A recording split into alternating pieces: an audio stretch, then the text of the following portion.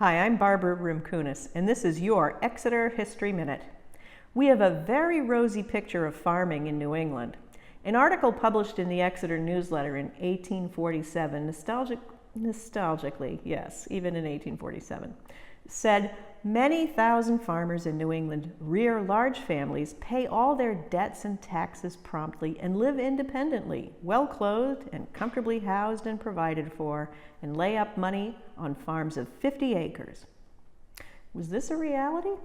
The idea of the independent yeoman farmer has been around for a long time, but the reality was probably a lot different. The imported European diet, heavy on cultivated grains and domesticated meat sources, was difficult to maintain on New England's rocky soils. Still, by adapting native products such as corn, beans, squash, and berries, it was possible to make a go of things. By the time the glowing description was written, however, both the availability of rich western land and railroad transportation found New England farmers adapting yet again. The Perkins farms of brothers Benjamin and Solomon Perkins gives us a snapshot of local farming. Historical Society volunteer Bill Guston spent hours back in the early aughts transcribing a diary from 1861 that was kept by Benjamin's son, B. Judkins Perkins. Bill graphed out the entire farm year. The busy part of the year began in April, and there are only about 150 frost-free days in Exeter, so they had to work fast. In April and May, Judson reported his father and Uncle Solly plowed all the fields and sowed corn, oats, beans, barley, and potatoes.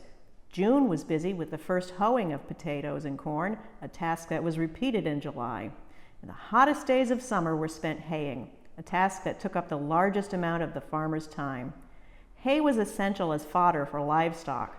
Both Benjamin and Solomon had horses, cattle, and pigs. The cattle were used for small-scale dairying and meat.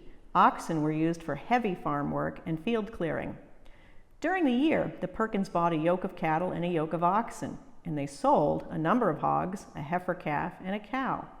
Still, the farm herd must have been small because they needed to purchase 9 loads of manure to prepare the fields. The farm had a sizable orchard which became a source of income in the fall when cider was pressed, and they made small profits selling butter, timber, and shingles. The biggest income generator, however, was the hay, which they were able to sell in January, well past the time of year when green produce was sold. The potatoes, oats, barley, beans, corn, and pumpkins were used on the farm for food and for animal fodder. They were not cash crops. The Perkins family planted no wheat for flour. Wheat was easily and cheaply produced and transported from western territories. It was simply not economically viable to plant wheat in the eastern states. Within a few decades, the meat industry would render cattle less common in New England, although dairying was still profitable enough to make Holstein-studded New England hillsides a common sight. By the 20th century, New England agriculture was dominated by dairying and market gardening. Charles Treadwell, a farmer living on High Street, made his living through market gardening, fruit culture, and raising Holstein cattle. He was a charter member of the Gilman Grange in Exeter.